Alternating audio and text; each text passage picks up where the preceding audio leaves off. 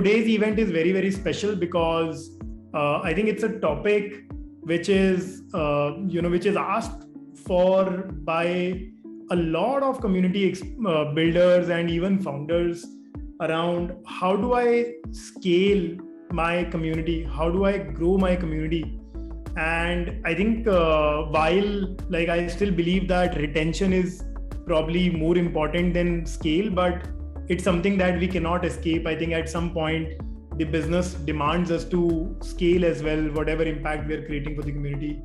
I think budgets generally require some kind of scale in most cases, and we thought it'll be good to address this topic.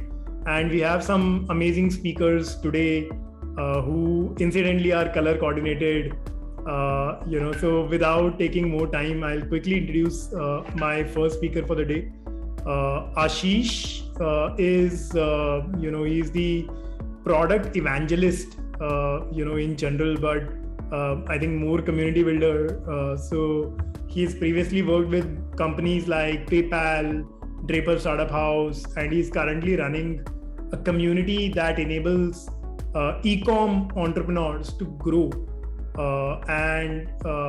He's also a host of a podcast and newsletter called DTC Drive, where he features and shares nuggets on growing e-com businesses, and has built a community of about 1,200 DTC founders. I think it's very, very interesting because of the niche. It's a hyper focused niche, and in that I think having 1,200 founders generally is a very, very mind-blowing work. Welcome, Ashish. Let me quickly add my next guest for the day. Diya Srivastav is the founding team member at DYT, which is the short form of Do Your Thing. She started her professional journey almost a decade ago and has been working with startups throughout her journey. She began with content writing and moved to marketing, and eventually ended up into community. In her early career, she actually created a community of writers, and currently at DYT, she's leading a community, which is for content creators from across social media. Diya has successfully scaled this community to 85,000 members, and this community is still growing.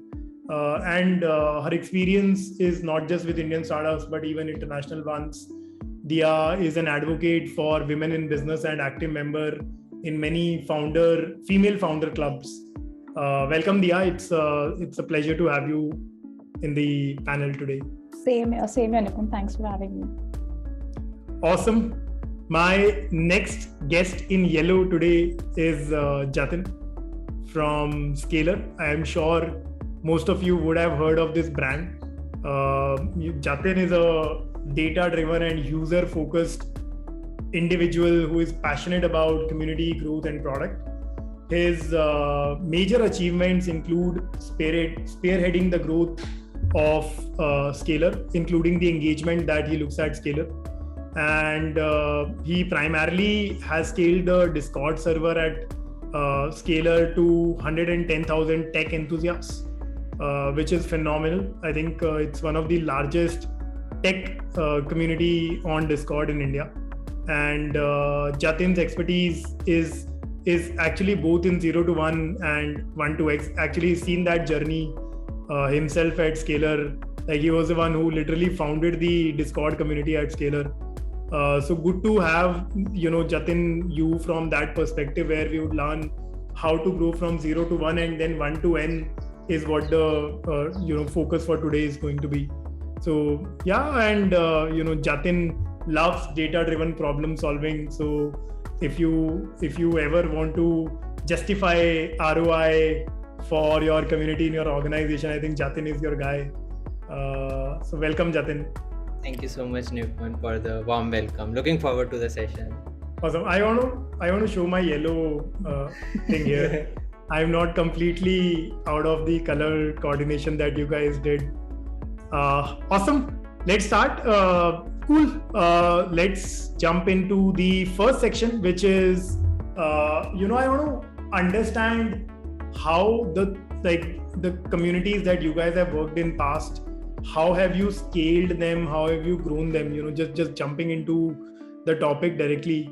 So would love to know, maybe few thoughts on the strategy side. So maybe Ashish, starting from you have created this super specific community for D2C founders.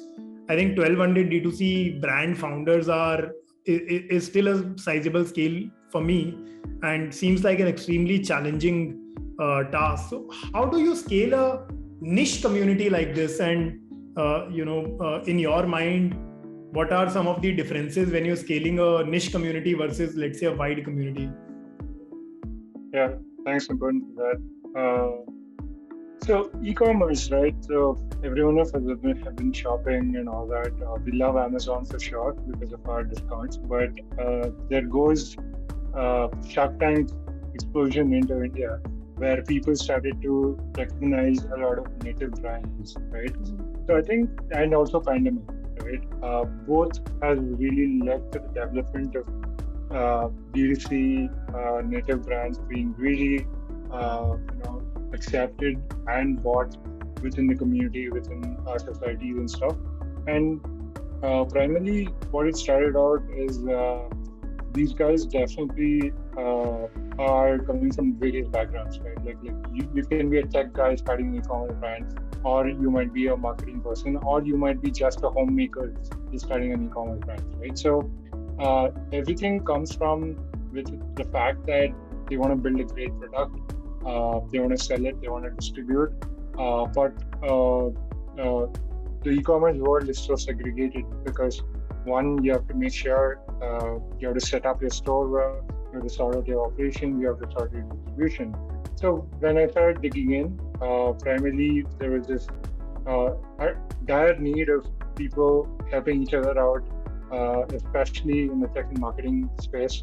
That was a gap that was seen, right? So I took that plunge in, saying that, okay, hey, let me just get in people I know who've been enabling, folks who've been building, operating, and growing e-commerce brands, and give that primarily as a pure play, connect and onboarding and a goal-oriented stuff. Let's say if you want to build a store, there's a person available. Let's say if you want to build your automation, there's a person available. If you want to run ads, there's a person available. Because I think the first step in the funnel is people figure out how to build their product, but that distribution and marketing is such a gap that these guys need external help because they have such small teams working on this. So when I started to dig in, I think creating these experiences became that first step towards getting people. And obviously these guys are so very active in terms of, okay, hey, today my shipment just broke, right? I need some help. My website product just went down. I need some help. So it became such an innate thing that when people joined in, they started to just bring in their problems. And that's because we said that there are people who can help you solve these problems. That's how it got started off, and as we have taken our entire growth to... And where was this hosted at that time? WhatsApp? Yeah. So WhatsApp seems to be the way to go to start off, right? Especially in the e-com world. But WhatsApp is too limited. It works well when there's somebody needs to have immediate help with school, but the curation, the entire aspects of running a community is a lot more. I always feel WhatsApp does not fit that. So I actually moved it to Slack, right? Which seems to be a better option for me right now, right? So running like a forum sort of a thing on WhatsApp and a dedicated community. Yeah. So quickly sort of jumping on the scale side, like I understand on the 0 to 1 side, problem identification must have been a big focus, getting some of the early members, but like, can you talk a little bit more around, what were some of the channels that you used, when you scaled, let's say, that community from initial members to what it is today, and how much time actually did it take in that journey? So see, scale starts with first identifying, especially your fans and ambassadors of the community who have contributed, right? So I figured that first. That became my first go-to data, right? And how I enabled is making these guys the champions, right?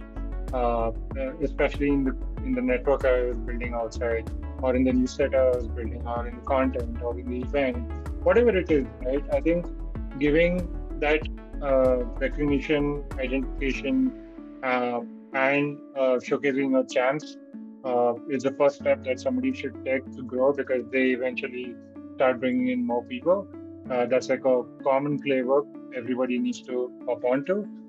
Two, what worked is definitely creating experience IPs, right? What I mean by that is a 21-day Experience IPs, right? Yeah. So let me just, like, maybe that's a fancy word, but what I wanted to say is, like, okay, in this community, you will have a 21-day challenge of, improving your CRO of your Shopify store, right? That's going to be goal-wise. So whatever you define as a goal, because any community should start with a mission and should have goals within it that you want to achieve with the community to the outside ecosystem. And those goals should be defined, should be primarily converted into your experience IP, right? It can be event-led, it can be program-led. There are different ways of people doing it. I believe that program-led works because there's stickiness within the community that you can build, and you can do event-led to build the FOMO to the community, along with, as I was telling, make your champs more champions, right? That's the route I've taken till now. It's still 1200, to be really frank. I don't think I've still gone to the 10x mark, and just slowly stepping stones, because e-commerce again is too niche. You can maybe find 65,000 e-commerce brands out there who are still alive, and some of them are struggling, some of them would have closed down. So it's a very, very niche audience. Got it. Ashish, will come back to you on this. I think there is a follow-up question, but I want to quickly move to Dia. Dia, you have built a sizable community. I would say 85,000 creators. How much time did it take, and what were the key initiatives and programs or marketing strategies that led to this growth?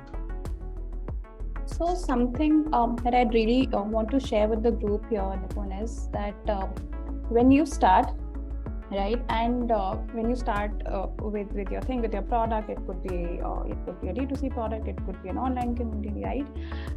The key always is communication, right? So yes, and so when we started off, we were essentially a platform that connected creators and brands for collaborations, right? Now the creator size is huge, whereas the brands may be very limited. They'll be 10, 15, 20, 25. How do you even get the campaigns to all of the creators who are out there, right? So it is then that we realize that no, this is not the only thing that would have creators or would incentivize creators to be with you on the platform. There has to be more to it, and that led to two very essential things. One, of course, is the acquisition. Acquisition was fairly simple for us. Via content marketing, email marketing, you could get the creators, because yes, the hook for them initially was getting branded campaigns, right? But then as and when you moved on, you realize that okay, this is not enough.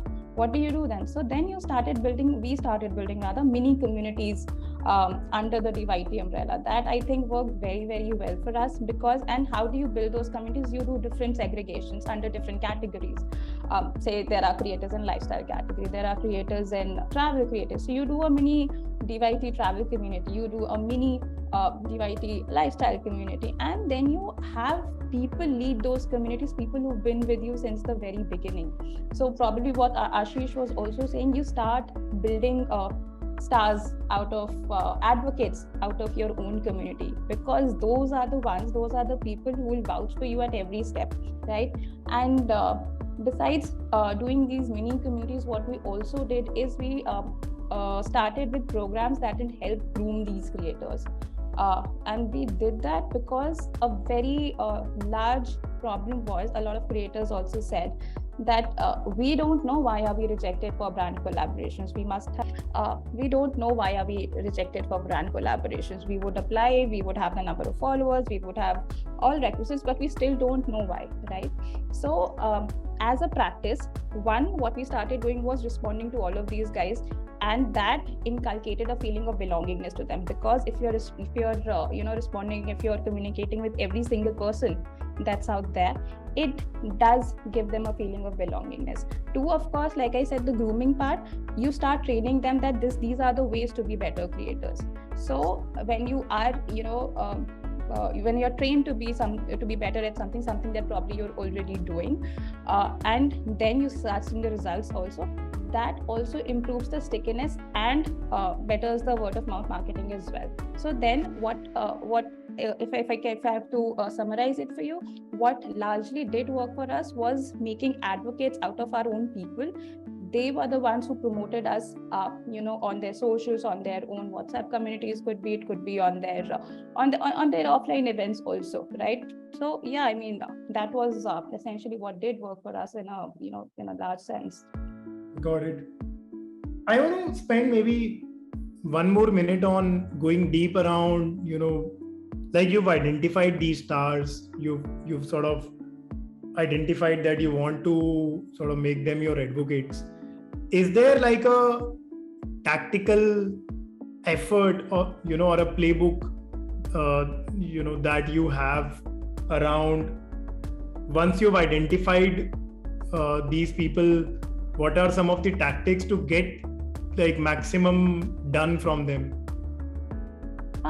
Yes, so you do these small little programs with them, and those programs would be that and we did a lot of programs within the app which were like introducing badges of different sorts, giving them in-app shout-outs, right? So that was again an incentive of some sort for all of these guys.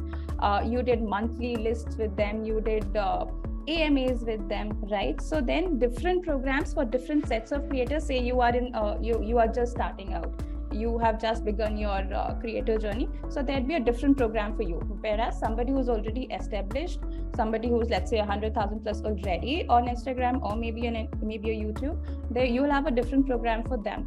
So identifying the cohorts, defining programs for each cohort, and executing those programs to the T was what it was. Because you can't have the same same program, or let's say the same trick for everybody else. There are different people with different requirements, and somebody who's already there, somebody who's already established, probably would not be interested in what somebody who's just started out is doing or is asking for. So yeah, identifying the needs and catering to them what it was. Got it. Cool, Jatin, quickly moving to you, we want to know the Scaler story. I think 110,000, I think, or 130,000, it's written somewhere else. How did that happen, man? Like so many techies in one point, like at one point. What were some of these channels that worked for you? If you can, like, I would love to hear percent-wise split. If you have like some rough number also, I think it'll be great to hear. I can share the major details with you. It's totally fine. So growing a community is like from 0 to 1 and 1 to 10 is totally different. Like when we start a community, majorly it is about the feedback driven. Like for example, once you have 1,000 member community, we want them to stay. We were very spectacle about the feedback, like what are the users talking about our community on social media or inside the community itself. Even before we talk about the 0 to 1, we should go back a step little bit. What we did now, we started researching out all the tech communities that were present in the market. I joined all of them, started doing like what are the kind of activities that exist in those communities. That helped us in ideation phase. Like once we have a laundry list of the items, these are the things that other community do. What are the things that we should do, that we should stand out from other communities? So once we had some data points, once we had some laundry list of the items that we can do in the community, we started doing, we initiated the community. Post that, what we did was we started taking a lot of feedback from the user. We started talking with the people inside the community over DMs, over emailers. That feedback helped us to improve. Like, so it's not like the community that we launched today, it's the same after 1 year. So there is a lot of feedback that has been there. So post feedback, we started doing those changes. As Dia also mentioned, the developer advocate part. So we started having those volunteer programs. So we gave them the shout outs over the community. So what we did, we took a step back. We were in the back end, we wanted them to drive the community, because these were our target users. Like, these were the user personas. So other people also started getting inspired from those users. For example, Jatin is one of the users. He has those powers, to host an event, to make his idea into a reality. So we were very open to the feedback. We started incorporating them, and to grow that particular community, what we did initially, Scalar was already a brand at that time. We already had a huge database, and so the product helped us to grow in a point, for the initial user base. But once we had the initial user base, we know the product is only a source. Like, there are different sources for growth as well. So we started doing content activities, as Ashish also mentioned, regarding the 21 days of code, 21 days of challenge. So we started doing these activities. We asked users to post it on their social media.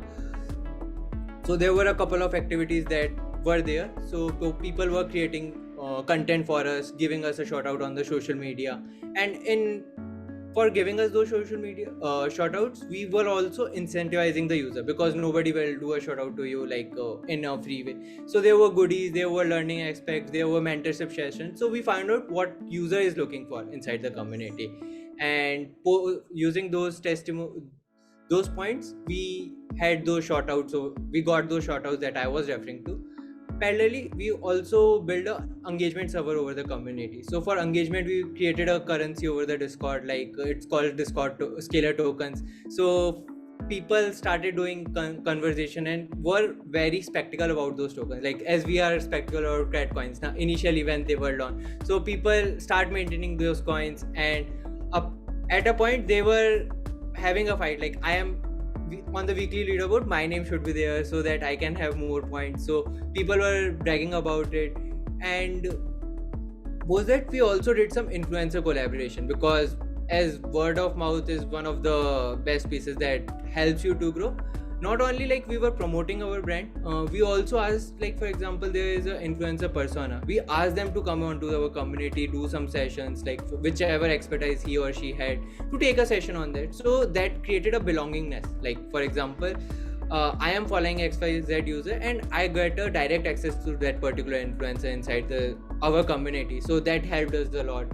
Apart from that, we did some partnerships, we did some collaboration with Instagram pages. You will find a lot of meme pages over the Instagram. So we did some shout outs over there as well. We also use Scalar's DVs, as I mentioned earlier as well. So these were the tactics that helped us to grow. One of the other elements that helped us was the referral program. So what we did was we initiated a referral program inside the community, where you can refer your friends. Once they join in, after they perform a certain action, they will get some incentive. In a month of November, I remember 60 to 70% of the growth was only from the referral. So we did a big win referral competition, where we created a leaderboard. If you have the maximum amount of referrals, you will get a exclusive Scalar merchandise. And the audience that we had cares a lot about these goodies. They want to brag about it on their LinkedIn with their friends in college. So these were the tactics that we used to grow our community. We'll be happy to have a follow-up question if you want to ask something. Yeah. If you can give a rough sort of distribution between, let's say, some of these channels, and I've seen paid ads of Scalar a lot on my Facebook and Insta feed. So how much was it, from these sort of advertising sort of campaigns versus referral versus, some of the products that you already had. So community would have joined from them as well. So any rough idea will be helpful. So especially for the Discord that we were running, we never run the paid ads, because as you know, paid ad has a higher CAC. The cost acquisition customer is very high for those ads. So So that was for the product, like that. These ads were specifically for the product led, like we were not running ads for the community. Understood. So what we also did, now we also created IPs, like as Ashish also mentioned regarding the IPs. So we also created brand IPs. So for example, we had like Pan India competitions like Scalar Codex, Scalar HackX, and these particular events helped us to grow our community. So the first CTA that you will find on those events have like a huge audience base of like 25,000 users participating in this, and the first CTA you will get there is like join Discord community to get exclusive updates about our event. We started nudging users over email, WhatsApp, SMS, like at the right moment. Like for example, if you're dropping a SMS and an email at a wrong time, that will not give you the result. But for example, for this particular event, if you're dropping a message just 5 minutes before the event, the tendency of the attendance will definitely increase. So we find out those particular moments, like when we should drop a particular campaign, and that also helped us to grow. Also, as I'm mentioning about the UGC now, we also find out the happy flows in the journey of a user. Like what are the happy flows of a user, where a user can share his or her testimonial over the LinkedIn. So we started reaching out to those people whenever they had a happy moment. Like for example, for us it was like whenever a user was reaching 100 days of code, whenever he is getting a placement. So these were the happy moments that a user was obtaining, and we asked them to post a testimonial, and that helped us. Coming to your question, Nipun, regarding the split, like Discord doesn't give us a correct split, because as you know, the Discord insights were not up to the mark, but roughly we had something in mind, like 20 to 30% was from the product that we already had, 30% was from the referrals, as I mentioned, approx 25 to 30% was again from the influencer activities that we mentioned, and rest the remaining was from the content activities that we were doing, like for example the UGC that I mentioned. Got it. Cool. I think just quickly summarizing some of the learnings that we have seen so far, I think one thing that I've seen very common between the three of you is how do you get your members to become ambassadors, stars? How do you think of right incentives for them? So for example, an incentive that works for a developer in their early career will definitely not work for a D2C founder, right? So you have to think of incentives. I remember Ashish mentioning earlier that, the incentives in their community was more around, getting them introductions to people who need help, who can give them help, or featuring them into the podcast and newsletters, right? So identifying the right rewards. Plus, I think what I really liked what you mentioned, Jatin, towards the end was don't just think of marketing messages, but also think of marketing timing, and create those messages in the perspective of when a user is of a specific mindset, and think of what message will appeal to those users at that mindset. So that's something very, very interesting.